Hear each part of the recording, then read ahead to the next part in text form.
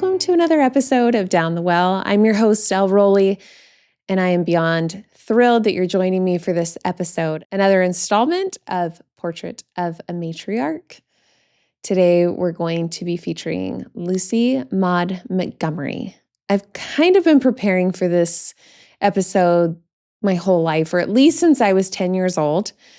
I was living in a tiny town called Bridge City, Texas, still adjusting to life there on 5 acres with alligators in the backyard and possums and all the things, after spending the first 8 years of my life in suburban Houston. I was the youngest of 7 children, just 9 years between myself and my oldest sibling, Mariana, and we were super close. When she left for Utah after high school, I was devastated. She'd been my second mother, my roommate, my protector. And since this was pre-internet days and when long-distance phone calls were still expensive, we wrote letters to each other in the mail, all of which I still treasure. But one such letter was accompanied with a book titled Anne of Green Gables by Lucy Maud Montgomery. She'd not read it, my sister hadn't, but she'd come across it at a bookstore and thought I might like it. New books were quite the luxury for me at the time, and I loved anything that Annie, I called her Annie, loved. So I read it with a voraciousness. Even though it was longer than any other book that I'd read, the vocabulary was really hard. I needed a dictionary next to me, but I read it with earnestness. And I jumped into this story just headfirst and stayed completely immersed in this world of Anne's for weeks, months. And my love for that story only deepened upon watching the Megan Fellows version of it around the same time. And then Anne of Avonlea, the next one. I watched them countless times growing up, as I'm sure many of you have as well. I'd never met anyone like Anne in a book or in real life, and I just didn't want to stop hanging out with her. So I kept revisiting this story. Her world literally became part of the scaffolding for creating my own world. And I'm sure it does still in ways that I don't even notice. Every little girl and boy is an orphan at some point, if not by actual circumstance, then at least in some lonely part of their emotional world. And the dark and lonely parts of her life made the dark and lonely parts of my life feel not just okay, but almost magical, and that they seemed to be necessary ingredients for her imagination and transcendence to flourish. I didn't have the words for it then, but deep down, I thought that maybe the dark parts of my story, a father I was afraid of, ever-present poverty, buck teeth that I couldn't hide any more than Anne's red hair, would eventually find their own resolutions like hers did, and maybe could even be used for my betterment. I can remember fantasizing about what Prince Edward Island was like as a little girl in hot and humid, mosquito-ridden Southeast Texas, as much as I love so many things about it. And as I reread these books with my own kids, the fantasies were instantly rekindled. So last year I planned this special trip to Prince Edward Island with my 3 daughters. And in preparation for the trip, it kind of hit me fully for the first time that Anne was actually a fictional character and that we would not be visiting her world, but instead her creator's world, Lucy Maud Montgomery. This led me to an in-depth study of Montgomery's life so I could glean as much as possible out of the trip and could share it with my girls as we explored the island. So most of my learnings came from this book, Lucy Maud Montgomery, The Gift of Wings by Mary Henley Rubio, which includes extensive excerpts from her personal journals.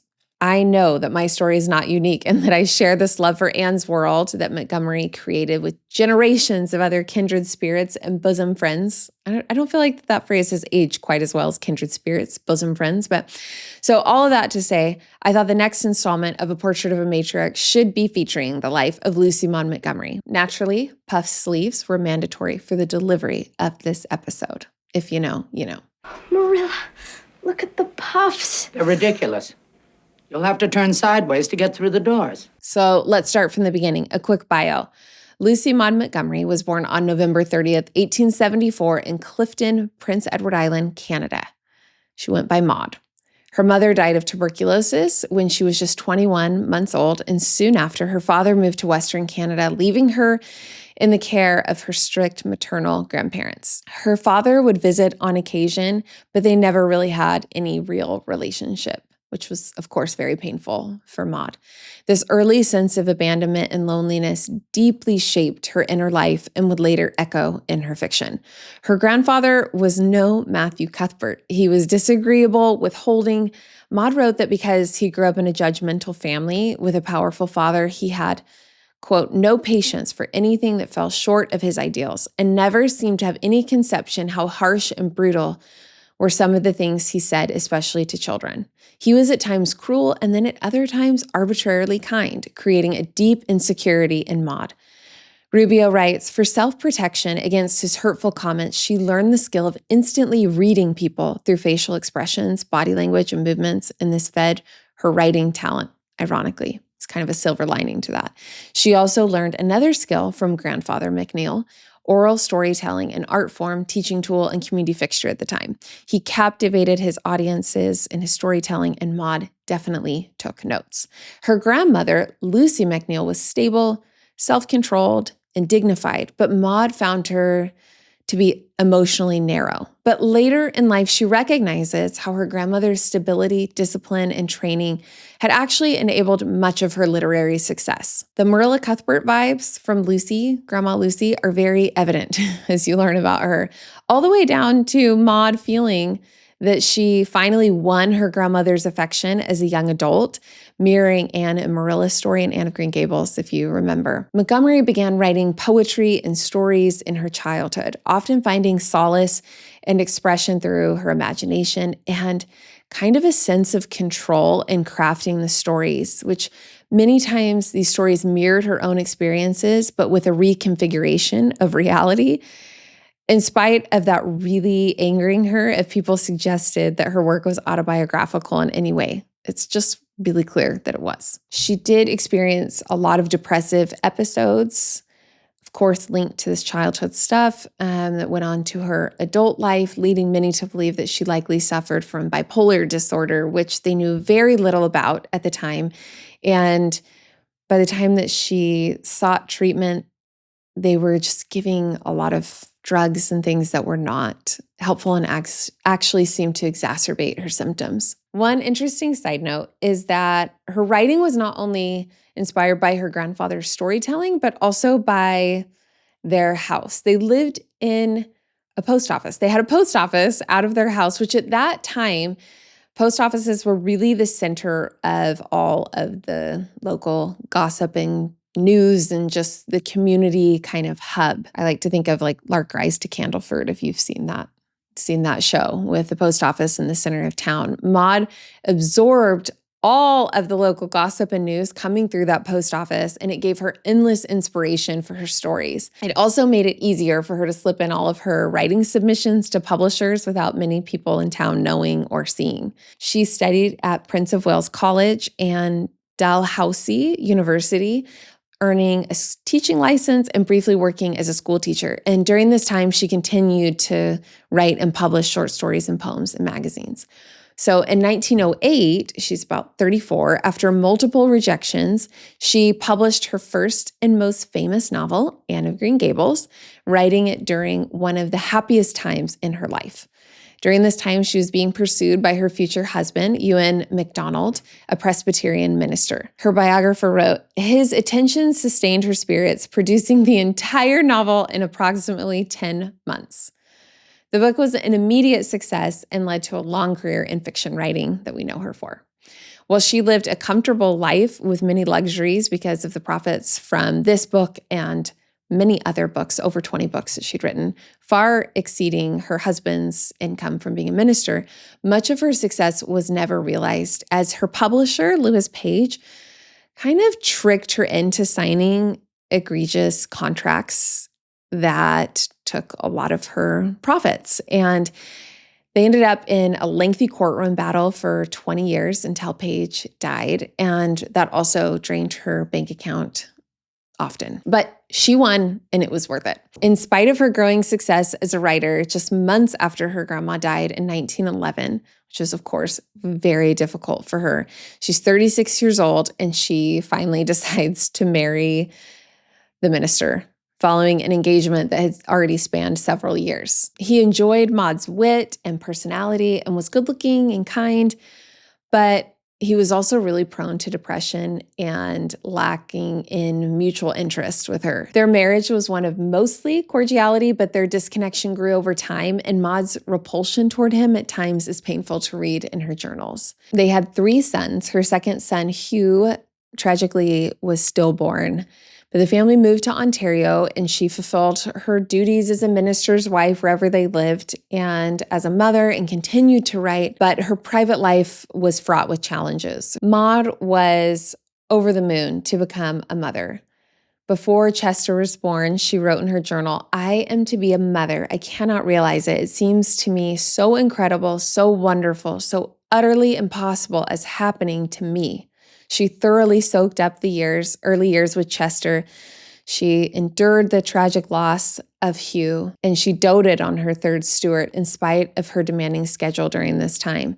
But as they aged, their relationships became more strained. Her son Stuart later wrote in a letter that his mother did not condone any elasticity in herself or her family. She was extremely sensitive and fell to great depths emotionally. The tension in the family is not surprising, as both parents had such severe mental health struggles, and both ended up developing dependencies on these prescription meds that they were given. Chester was continually in trouble with the law for financial and bad business dealings, and their relationship just went from bad to worse. But Stuart had a family, was a well-respected physician, and their relationship seemed to stay pretty healthy. Despite her internal struggles, Montgomery continued to write prolifically and became one of Canada's most celebrated authors. She was the first Canadian woman to be named a Fellow of the Royal Society of Arts in England, and was also awarded the Order of the British Empire in 1935. She died on April 24th, 1942, at the age of 67. Though officially reported as heart failure, her family later suggested that she may have taken her life after a long battle with mental illness. It's really hard to say because we had prescription drugs that were prescribed to her that exacerbated her symptoms too. We know that she was really clearly suffering at the end of her life. From her journal, she writes, "I take to the blues too, not very often, but fearfully bad when I have them. I suppose our blues are the price we pay for our temperament. They give us sensitiveness to beauty in all its forms, but the shadow of the gift goes with it," which is just pretty heartbreaking that she just clearly didn't have the resources or help to navigate her mental illness. Ellen Montgomery's work has never gone out of print. Isn't that crazy? Anne of Green Gables has been translated into dozens of languages. We all know, we've seen the films, the TV series, the musicals, continues to inspire readers around the world, as do so many of her other books. Her writing not only elevated Canadian literature, but it also gave generations of readers, especially girls like me and probably you, a fiercely imaginative, strong, and hopeful heroine to relate to. So what are the lessons that we can learn from this exceptional, though complicated life? I'm going to give you the 5 lessons that I've gleaned from the life of Lucy Maud Montgomery, each complicated in their own way, but life-changing when applied. Okay, the first lesson is that success comes from small and simple things done consistently. A lot can come from a little if you're consistent. Like Vincent van Gogh said, great things are done by a series of small things put together. Montgomery's success is a testament to this idea. I love learning about her daily writing practices. They were never very long, just 2 to 3 hours every day, which I think is so encouraging. When she tried to force longer sessions at one point in her life to 5 to 8 hours a day, the quality of her writing decreased, and so did her mental health. More is not always better. Montgomery was a prolific writer, journaling daily, publishing over 20 books, hundreds of short stories, poems, and essays, all while managing domestic demands, especially while being the wife of a minister. A lot came with that, I learned. Her biographer writes, Maud felt overstretched at times, but she had an extraordinary ability to compartmentalize her life. She made a schedule of her writing every morning and kept faithfully to it. When things became too oppressive, she writes, "Shut the door of my soul on the curiosity and ignorance by so many and retreat into a citadel of dear thoughts and beautiful imaginings." Sounds like her. No one guessed that when she reemerged refreshed and renewed, she found many of them tiresome. There's also a lot of gems in that. First, being able to compartmentalize and give your full focus to your own project, right? Just for a few hours, a little chunk of time each day. How often do you fully focus on that creative pursuit that you're developing, or that skill that you're developing, or even just that yoga class that you're in? Are you able to let go of the rest of your day and be fully present in something outside of mothering or that never-ending to-do list, just trusting that it's actually going to continually fill your cup, which then makes you more useful and better able to serve, right? It's just so easy to feel frustrated or defeated when trying to pursue anything else outside of motherhood while raising kids. Sometimes I have felt like I am doomed to fail at both. Like, why even try? But I've been amazed at how much I can accomplish by doing little things consistently. And Maud is just such a great example of that. She never took off for weeks at a time as a mom to write. She simply wrote for a few hours first thing every day. Everybody's going to have a different approach to this, of what works for them, but I just find this very encouraging. And I don't know about you, but the only things that I do consistently are done at the very beginning of the day. Time management, her biographer wrote, was a necessary skill. She wrote every morning for a set block of time. Her inner life may have been tempestuous, but her public life was always disciplined and controlled. She was a consummate professional. The matriarch views herself as a professional in her work, whatever work that is. And you can see that in Maud. She doesn't need to take herself too seriously to take her work seriously. She knows that her work is going to require discipline and consistency. Whether in our mothering or in our outside pursuits, if there's something you're working towards, just love her example of doing it with intention and viewing yourself as a professional. Having interviewed a lot of women while CEO at Solly Baby over the years, I could tell you within the first 30 seconds, the women who took their work seriously and those who did not. Again, it doesn't mean that you have to take yourself too seriously. Quite the opposite. The most confident women I know are able to laugh at themselves and admit their weaknesses without embarrassment, but they also own their strengths. The second lesson we learn from Maud is that creativity can offer resilience and beauty even in the bleakest of circumstances. It's worth pursuing, always, in any phase of life. Montgomery's childhood was marked by abandonment. Remember, her mother died young, her father left. She was lonely under the strict guardianship of grandparents, yet she cultivated a rich inner world, using imagination as not only a means of survival, but also of meaning making. However, it must be noted that though her imagination was the source of her success, and you could say it even saved her life in many ways, it still had to be kept in balance with reality. She writes, "An imagination is a wonderful thing to have, but like every gift, we must possess it and not let it possess us. You must learn to keep on this side of the borderline between the real and the unreal. Then the power to escape at will into a beautiful world of your own will help you amazingly through the hard places of life." And she's saying, don't use it to avoid, use your imagination, your curiosity, your creativity as a healthy escape rather than a way of avoiding reality or using it to distort reality. There's a fine line between compartmentalizing and avoiding, right? But certainly as we age, it's easy to become less curious, less imaginative, less creative. One of the most magical parts of being a mother, and what I imagine to be even exponentially more magical as a grandmother, is rekindling our own imagination through our children. I just think we have such an amazing opportunity to let our kids re-inspire us and to kind of see the world again through a child's eyes. I will never forget attending a library story time when my first child was a toddler. At the end of story time, the librarian would turn on the bubble machine and play Somewhere Over the Rainbow, the old version of it. All the kids danced around the room and they're just looking up to pop the bubbles with their fingers and just, squealing and laughing every time. I realized I hadn't seen bubbles in years, or at least I hadn't noticed them. I had forgotten the feeling of a bubble like just landing on my cheek, that soft kind of wet feeling and popping or waiting with anticipation to see how big the next bubble would get. It was just so beautiful, and I could not help the tears from welling up in my eyes watching these kids play like that. How often do we miss the magic of a bubble? How are we utilizing this beauty and creativity that our children give us in our mothering and in our own development? The matriarch is endlessly curious and is a lifelong learner, always using it to cultivate and to create, to give to those around her and to refresh her spirit. The third lesson that we can learn in a roundabout way from Maud is the reminder that what other people think of you is none of your business. We can't let the judgments of others drive our choices. One of the greatest marks of a matriarch is letting go of the need for external approval and instead letting our inner alignment drive our choices and confidence. And I think that takes a lifetime. I'm still working on it. It's a time of letting go of the opinions of others.